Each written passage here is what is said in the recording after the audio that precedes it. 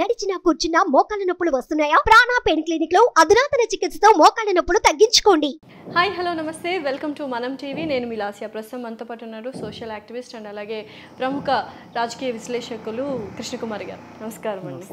అసలు ఏం జరుగుతుంది ఆంధ్ర ఎలక్షన్స్లో అంటే అన్నా చెల్లెళ్ళ మధ్య ఒక పోరు అనేది సాగుతోంది. సో వైఎస్ షర్మిల గారు కావచ్చు, వైఎస్ జగన్ గారు కావచ్చు, నిజంగానే అదొక హై డ్రామానా? వాళ్ళలో వాళ్ళు కలిసే ఉంటారు, కానీ ఒక రకంగా చెప్పాలంటే నిజంగానే విడిపోవడం లేదు వాళ్ళు, బట్ ఎవరి స్ట్రాటజీస్ వాళ్ళకు ఉన్నాయి అన్నది కూడా ఒక రకంగా వార్తలు వస్తున్నాయి. ఇంకొక రకంగా ఏంటంటే సజ్జల రామకృష్ణ గారు మొన్న చెప్పారు, సొంతం నాన్నని తండ్రిని చంపిన కాంగ్రెస్ పార్టీలో నువ్వు ఎలా చేరుతావు అని అన్నారు. సో ఈ వ్యాఖ్యల్ని మనం ఎలా తీసుకోవాలి? అండ్ వైఎస్ షర్మిల గారి యొక్క వ్యూహాలు ఏమిటి, ఆవిడ ఆలోచన శైలి ఎలా ఉంది ఆంధ్ర పాలిటిక్స్లో అంటే మీరేమంటారు? అసలు వాళ్ళిద్దరికి మధ్య నిజంగా వైరం ఉందా లేదు, ఇది అన్నీ ఒత్తిత్తి డ్రామాలా, ఇవన్నీ లోగుట్టు పరిమాళ్ళ కెరిక అంటారు.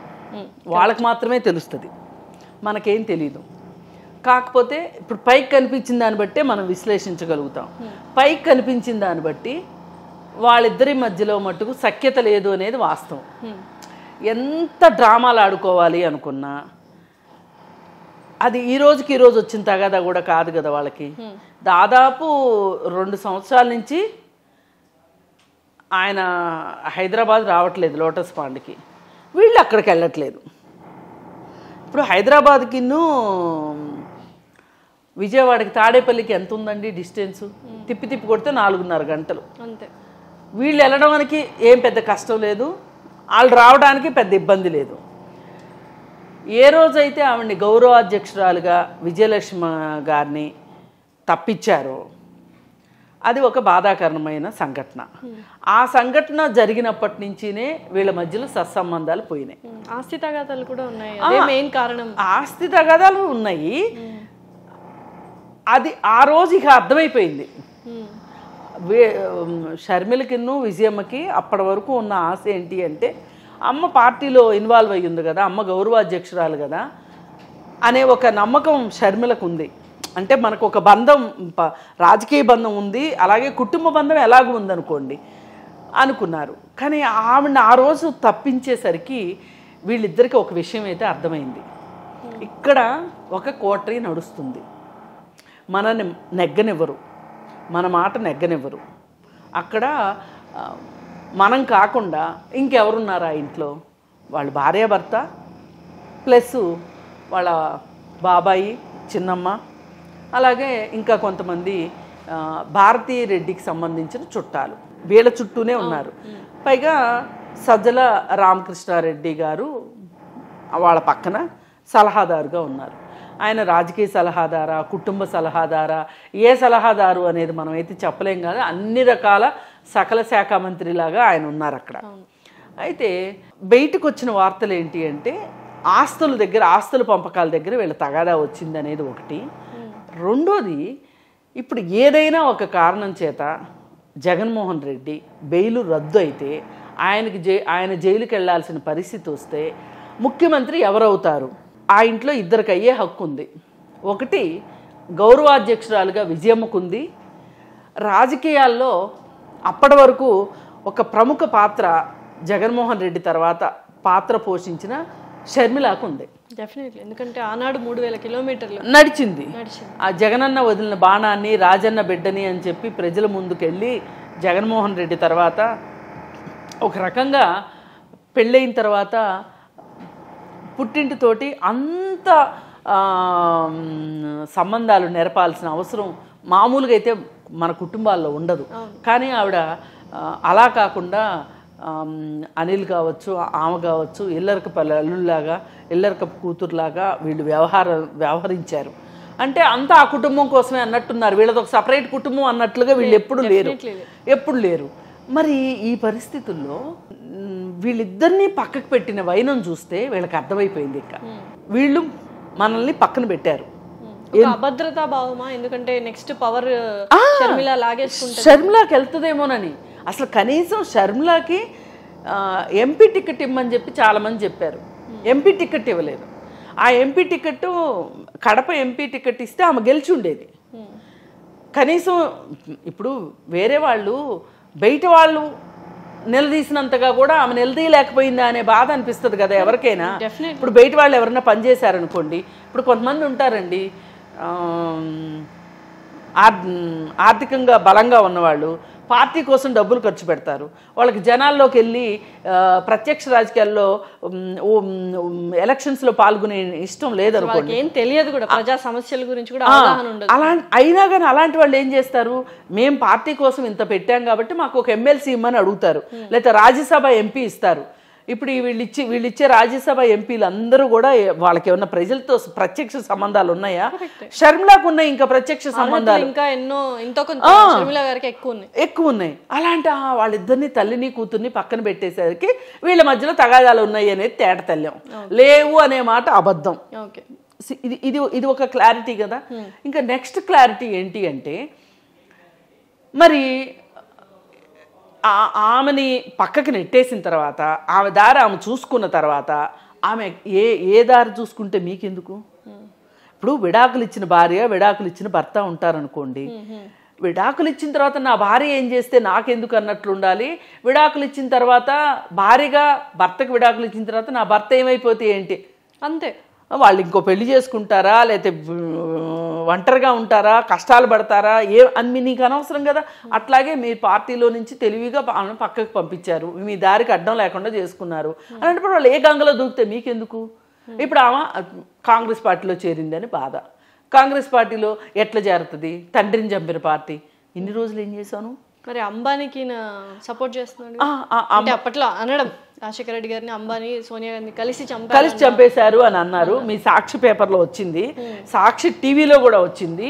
ఆ వచ్చిన సందర్భంగా అంబానీ వాళ్ళ రిలయన్స్ షాపులు బద్దలు కొట్టడం, తగలబెట్టిన సందర్భం ఉంది. అలాంటి మీరు మళ్ళీ మీకు అధికారం రాగానే మీరు ఏం చేశారు? అంబానీ తాలూకు మనిషికి మీరు రాజ్యసభ ఎంపీ ఇచ్చారు, రాజ్యసభ ఎంపీ ఇచ్చారు. మరి మీరెట్లా ఇచ్చారు? మీ పేపర్లో మీ టీవీలోనే వార్తలు వచ్చినాయి. అలాంటి అంబానీ వాళ్ళకి మీరెట్లా చేశారు? చేయకూడదు కదా. మరి అంటే వీళ్ళు అనుకుంటారు మనకి షార్ట్ టర్మ్ మెమరీ లాస్ ఉంది, ప్రజలు మర్చిపోయి ఉంటారు, ప్రజలకు షార్ట్ టర్మ్ మెమరీ లాస్ అంటారు అనుకుంటున్నారు. అసలు వీళ్ళకి వచ్చిందేమో షార్ట్ టర్మ్ మెమరీ లాస్. ఎందుకంటే ఓడిపోతామని అర్థమయ్యి దిమ్మరపోయింది అంటారు కదా, అలాంటి పరిస్థితిలో జ్ఞాపక శక్తి కోల్పోయి ఇలా మాట్లాడుతున్నారేమో. ఖచ్చితంగా నెగిటివ్ జరుగుతుంది. Vote bank, Congress vote bank అంతా మళ్ళీ కాంగ్రెస్ కే వచ్చే అవకాశాలు ఉన్నాయి. పైగా రాజన్న బిడ్డ వైఎస్ షర్మిల గారు కాబట్టి అదే బాధ. ఇప్పుడు కాంగ్రెస్లో వైఎస్ఆర్ కాంగ్రెస్లో ఉన్న వాళ్ళందరూ పాత కాంగ్రెస్ వాళ్ళు. ఆ పాత కాంగ్రెస్ వాళ్ళందరూ మళ్ళీ కాంగ్రెస్ పార్టీ పుట్టింది కదా అని చెప్పి మళ్ళీ పునరుజ్జీవనం చెందింది కాబట్టి కాంగ్రెస్ పార్టీలోకి ఎక్కడ వెళ్ళిపోతారో అనే ఒక అభద్రతా భావం నుంచి, ఒక బాధలో నుంచి వస్తున్న మాటలు తప్పితే నిజానికి అదే కరెక్ట్ అనుకుంటే మీరు మీ స్టాండ్ మీద మీరు నిలబడాలి. ఏంటి, అసలు అంబానీ ఫ్యామిలీకి ఎంపీ సీట్ ఇవ్వకూడదు, ఎందుకు ఇచ్చారు? ఇది మనం ఇప్పుడు సమాజం ముందున్న ప్రశ్నలు, మనం మాట్లాడడమే కాదు. అవును. మరి అసలు చెల్లెల్ని ఈ విధంగా ఇంత దారుణంగా అవసరాలకు వాడుకొని ఇలా చెల్లెల్ని పక్కన పెట్టిన అన్న ప్రజలకు మంచి చేస్తాడంటే ఎట్లా నమ్ముతారు ఎవరైనా? తల్లిని అసలు గౌరవాధ్యక్షురాలుగా ఉన్నంత మాత్రం ఆమె ఏమన్నా సమావేశాలకు వస్తుందా, లేకపోతే నాకు ఇది కావాలరా అని అడుగుతుందా, నాకు ఇది చెయ్యండి అంటుందా ఆవిడ? లేదు కదా. అట్లాంటి తల్లిని ఎట్లా వదులుకోబుద్ధి అయింది? అసలు ఎందుకు ఇంత కఠినమైన నిర్ణయాలు ఆనాడు జగన్ గారు తీసుకున్నారు? ఇంత వ్యతిరేకత వస్తుందని ఆయన ఎప్పుడు ఊహించలేదా? ఏదైనా నా చరిష్మా ఉంటుంది అనుకున్నారు. ఆయన నమ్ముకుంది ఇద్దరినండి. ఒకళ్ళు ఆయన పెట్టుకున్న వాలంటీర్ వ్యవస్థని, రెండు ఆయన రాజకీయ సలహాదారుల్ని. వాళ్ళ ద్వారానే నేను మళ్ళీ నాకు రాజకీయం నేను బటన్ నొక్కుతాను, నేను ప్రజలకు చేసేది నేను చేస్తాను, ఈ ప్రజలు నా దగ్గర నుంచి ఎక్కడికి పోరు, నాకు ఓట్లు వేస్తారనే నమ్మకంలోనే ఉన్నాడు. ఈ రోజుకి అదే నమ్మకంతో ఉన్నాడు.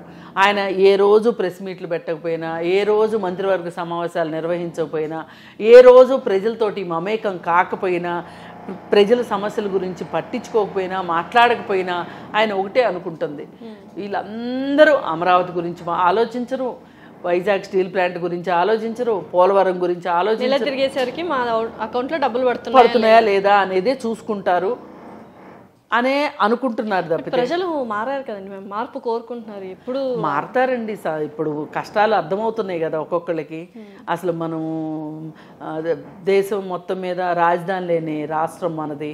అలాగే పక్క రాష్ట్రం ఐటీ మినిస్టరు కేటీఆర్, పాపం వాళ్ళకు కూడా ఒక 2 పరిశ్రమలు ఆంధ్రాలో కూడా పెట్టండి అని నేను రికమెండ్ చేశాను అని ఒక పక్క రాష్ట్ర మంత్రి అంటే అప్పుడు కదా మన పరిస్థితి ఏంటో అర్థమవుతుంది. ఇలాంటి పరిస్థితిలో మనం ఉన్నాము అని. మరి ఇంత ఇవన్నీ చూస్తారు కదా. ఇప్పుడు కోడిగుడ్డు ఐటీ మినిస్టర్ ఉన్నాడు అక్కడ అమర్నాథ్. నువ్వు అంతర్జాతీయ సమావేశాలకు వెళ్ళలేదేంటి అంటే అక్కడ చలి ఎక్కువ ఉంటుంది అన్నాడు.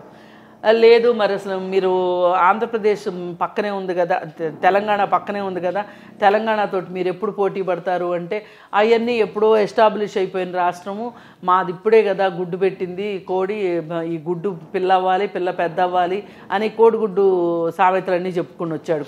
కోడిగుడ్డు సామెతలు. ఇలాంటి ఐటీ మినిస్టర్ ఉన్నాడు. ఈ ఐటీ మినిస్టర్ ఉండగా ఎవరిని ప్రభావితం చేశాడు? నలుగురితోటి ఇంగ్లీష్లో మాట్లాడడం వచ్చా అంటే నేను ఐటీ మినిస్టర్ కాబట్టి అడుగుతున్నా. ఇప్పుడు ప్రపంచ దేశాల నుంచి పోటీ పడాలి, పెట్టుబడులు ఆకర్షించాలి అన్న, నువ్వు పవర్ పాయింట్ ప్రెజెంటేషన్ ఇవ్వాలి అన్న, ఎంత అధికారులు ఉన్నప్పటికీ కూడా నీ రోల్ నీకు ఉంటుంది కదా. మరి అలాంటి ఐటీ మినిస్టర్ ఏం చేశాడు? లేదు అనుకుంటే ఇంకొక మినిస్టర్ ఏం చేశాడు? పర్యాటక శాఖ మంత్రి ఏం చేస్తుంది?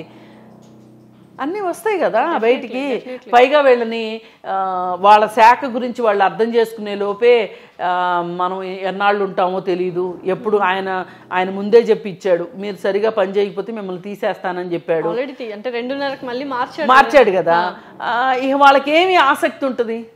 సరే ఏదో కాలక్షేపం. ఇప్పుడు ఎలాగో మనం చేసే పని ఏమీ లేదు, ఏదో మంత్రిగా మనకిచ్చిన కారు, మన ఎర్ర లైటు, హోదా, ఆ బొగ్గ ఎర్రబొగ్గ కారు మీద అవి చూసుకుని మురిసిపోయి సర్లే ఇది తుమ్మితే ఊడిపోయే ముక్కు లాంటి పదవి, దీని గురించి మనం అంత సీరియస్నెస్ ఎందుకు?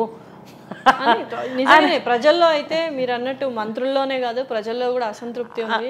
ఎమ్మెల్యేలు అందరూ అసంతృప్తితో ఉన్నారు. పైగా ప్రతిపక్ష పార్టీలు అన్నీ ఒక తాటిపైకి వచ్చినట్టు అనిపించింది. సో నిజంగానే గడ్డు కాలం అయితే జగన్ గారికి స్టార్ట్ అయిపోయింది. బట్ ఇంకా కొన్ని నెలల్లోనే పైగా ఆయనకి ఇదే సందర్భంలో కుటుంబం అండ కూడా లేకపోవటం, వైఎస్ వివేకానంద రెడ్డి హత్యోదంతము, అలాగే కోడికత్తి సీను గురించి, ఇట్లాంటివన్నీ కూడా ఆయనకి ఒకరోజు ఏవైతే ఆయనకి కలిసి వచ్చిన అంశాలు ఉన్నాయో అవన్నీ ఇప్పుడు ఆయన మెడకే చుట్టుకుని ఆయన కాళ్ళకే అడ్డం పడేటట్లుగా వ్యవహారాలని ఉన్న పరిస్థితుల్లో ఇదే పులి మీద పుట్ర అంటారు. ఇప్పుడు తల్లి చెల్లి కూడా పక్కన లేకపోవటము, ఏకంగా చెల్లెళ్ళి ఆయన ఏ పార్టీని అయితే దూషించారో తిట్టారో అదే పార్టీలో ఆవిడ చేరటము, ఇవన్నీ నిజంగా ఒక రకంగా